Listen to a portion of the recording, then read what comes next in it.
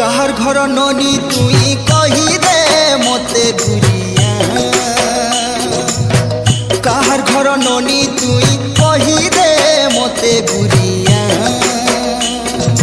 Lady झलका मोटा मलका चाली मीठा मोहनी किया के तकी गजरा माखी बोले चालू कुहनी लेडी झलका।